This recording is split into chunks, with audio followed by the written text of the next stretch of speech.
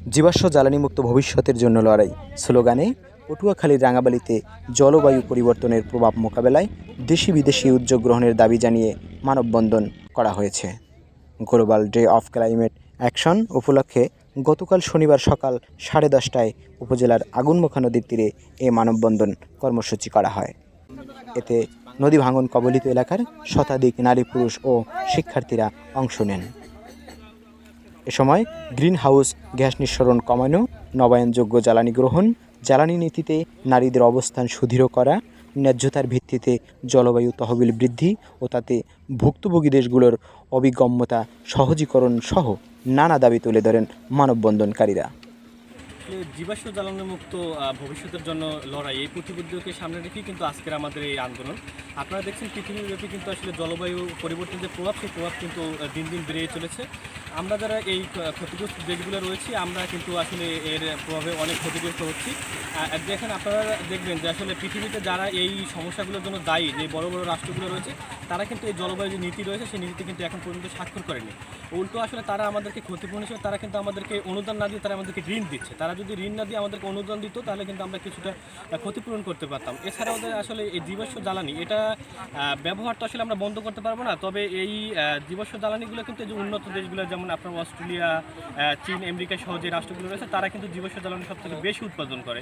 এবং এরা যদি আসলে আসলে আমরা যদি এই পৃথিবীতে যদি এই জীবাশ্ম জ্বালানিটা ব্যবহার হ্রাস করা যায়, তাহলে কিন্তু এই তাপমাত্রা কমানো সম্ভব। আসলে এই আপনার সর্বশেষ যে কপ সম্মেলন, সেখানেও দেখেছেন আসলে জলবায়ুর পরিবর্তনের মোকাবেলা করতে হলে সর্বপ্রথম কিন্তু তাপমাত্রাকে আসলে আমাদের কন্ট্রোলে রাখতে হবে এবং আমাদের নিজেদেরও সচেতন হতে হবে। আমরা যে আসলে আমরা বিভিন্ন জায়গায় যে বন উজাড় করি বা বিভিন্ন জলবায়ু পরিবর্তনে ভূমিকা রেখে এরকম যে কাজকর্মগুলো আমরা করি, এগুলো আসলে আমাদের কমাতে হবে। এছাড়া আসলে আমার জলবায়ু পরিবর্তন কোনোভাবেই সম্ভব না। আর এই জলবায়ু পরিবর্তনের কারণে কিন্তু আপনারা দেখেছেন গতকালকেও কিন্তু আমাদের এই উপকূলীয় অঞ্চলগুলো কিন্তু ব্যাপক তাপমাত্রা বয়ে গেছে এবং রাতে কিন্তু হঠাৎ করে ঝরছে। তো আমরা কিন্তু আসলে দরিদ্র দেশগুলোই কিন্তু আসলে জলবায়ু পরিবর্তনের প্রভাবটা বেশি ক্ষতিগ্রস্ত আমরা হচ্ছি, কিন্তু উন্নত দেশগুলো তারা এগুলোর পিছনে দায়ী থাকা সত্ত্বেও তারা কিন্তু আসলে তারা কিন্তু এই জলবায়ু নীতিতে স্বাক্ষর করছে না এবং আমাদেরকে কোনো ক্ষতিপূরণ আসলে দিচ্ছে না। সেই সাথে জলবায়ু পরিবর্তনের প্রভাব মোকাবেলায় কার্যক্রম গ্রহণের লক্ষ্যে অতি সত্বর জাতীয় এবং আন্তর্জাতিক পর্যায়ে উদ্যোগ গ্রহণের আহ্বান জানানো হয়।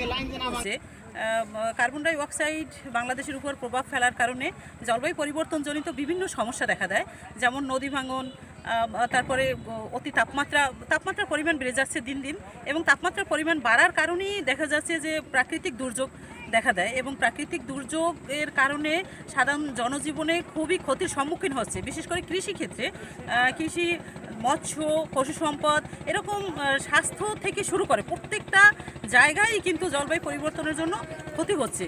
তো আমরা আসলে চাই যে জলবায়ু পরিবর্তন জনিত যে সমস্যা এবং তাপমাত্রা কমানো এবং কার্বন ডাই অক্সাইডের পরিমাণ মূলত নিয়ন্ত্রণে থাকলেই আমাদের জলবায়ু পরিবর্তন করা সম্ভব।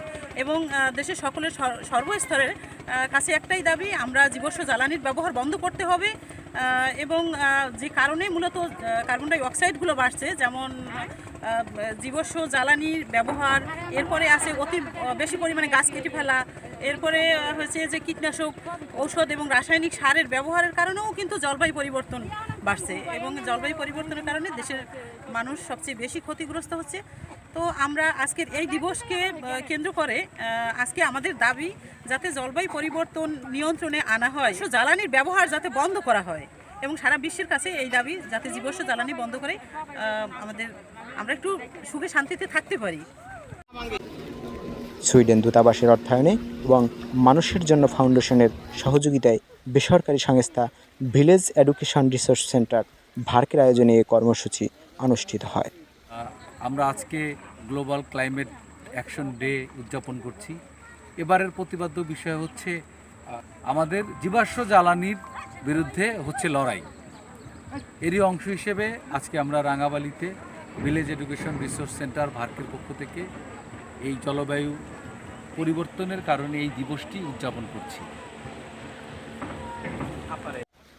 এতে বক্তব্য রাখেন ভিলেজ এডুকেশন রিসার্চ সেন্টার ভার্কের প্রকল্প সমন্বয়কারী মহসিন তালুকদার, রাঙাবালি প্রেস ক্লাবের সভাপতি কামরুল হাসান, সাধারণ সম্পাদক এম সোহেল, ক্লাইমেট অ্যাকশন গ্রুপের সদস্য সাব্বির হোসাইন, প্রকল্প কর্মকর্তা কানিস সুলতানা প্রমুখ।